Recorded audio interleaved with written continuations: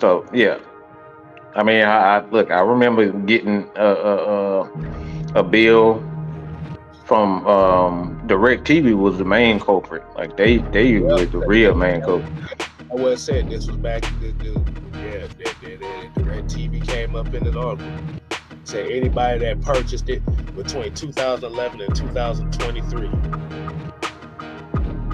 It said the NFL turned down multiple opportunities to decrease the prices of the subscription package. Yeah, so NFL got his hand caught in the cookie jar, jacking prices up, and now they got to pay $4.7 million to everybody that they fucked over.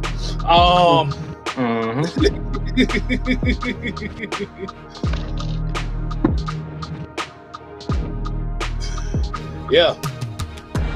And the reason why they jacking these prices up like this too is you got to realize the market for a lot of these players and stuff. A lot of these players, Mike, what is the percentage that a player get from some of these revenue? I think NFL Sunday Ticket is part of the revenue package. It's a small. It's not as big as what is it, about jerseys or whatnot. Yeah, like about 3% or something like that. It's not really that much. Okay. Yeah, but I just wanted to get that out. The way, y'all. Let's go ahead and get right into the Falcons topic for the night. Now, this is not a quarterback conversation. So for those that's looking for a quarterback, speaking of that, you know what? I'm gonna wait till the end of the show so I can get that poll out the way. All right, we're talking punters today, y'all. We're talking special teams. As you already know, K-Style about to have 15 people in this live now. Yeah. I think if we have more than 20 people during this conversation in this live, I would be very appreciative, and I'd be shocked. Now, as we already know, Bradley Pignon's getting up there in age. I think this is the last year. It's his last year here. So for those that don't know, Ryan Sanborn was an undrafted free agent punter out of the University of Texas. He's also friends with Bijan Robinson, by the way. Let me throw that in there since they played together. He actually was one of the best punters in downing people down inside the 20 last year. That's the last couple. Now, when you got young legs like that, this is why I always say special teams is very important, and what that is. Pinning down in the 20s. Hold on, wait a minute. What's up, Don? Keep going. Yeah. But he had one of the strongest legs out of all the punters coming into this year's draft. Or, as we already know, most punters don't get drafted.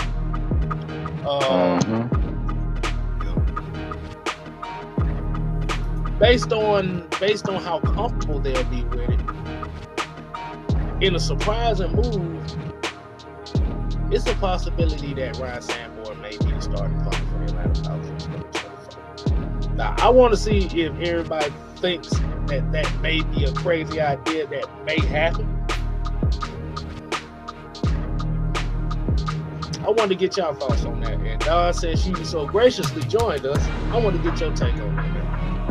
Yeah, the former Longhorn, Sanborn. I want to say he been practice squad guy this year because I would like him to develop. I remember the guy we drafted out of Syracuse that I was high on in 2019, 2020.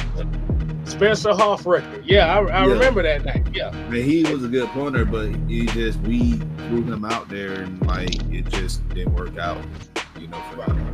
So for punters, you have to let them develop. Just like with kickers too, you got to give them time to develop. Look at Youngway, drafted by the Chargers.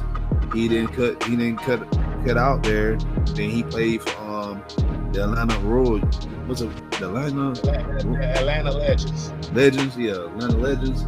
And yeah, he was their main scorer on the team.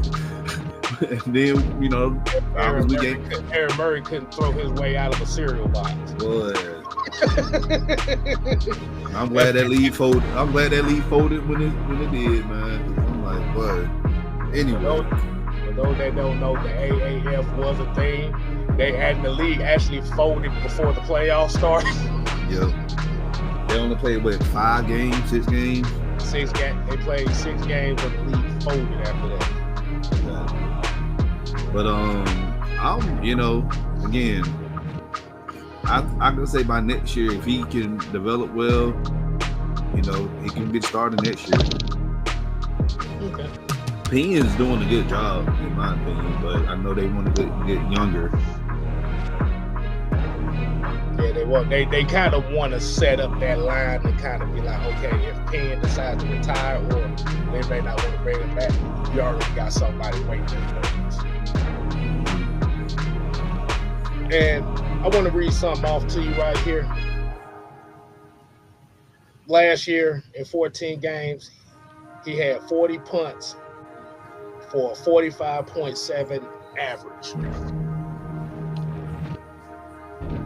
which was one of the best single seasons for a punter in the history of the Texas Longhorns. Mm-hmm.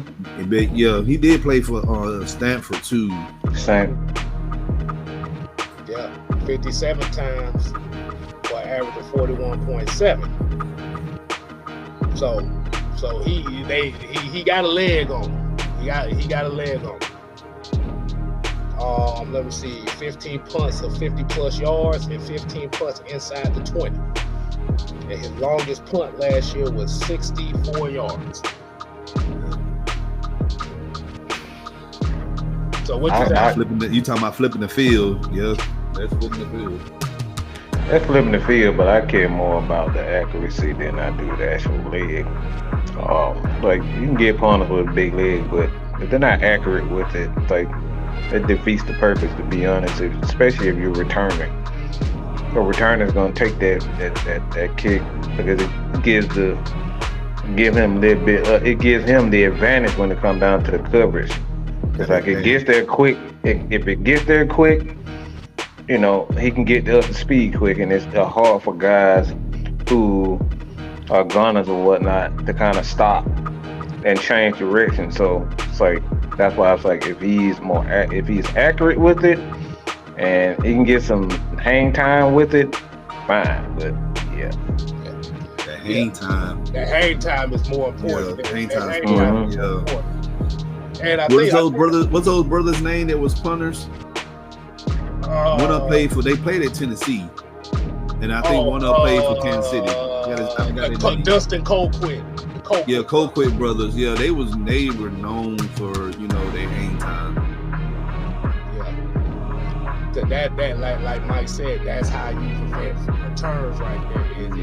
If you, like you said, you can have a strong leg. You can get that hang time to where you can't get no returns out of it. And I think I read his net yardage was like 43, which is not bad at all.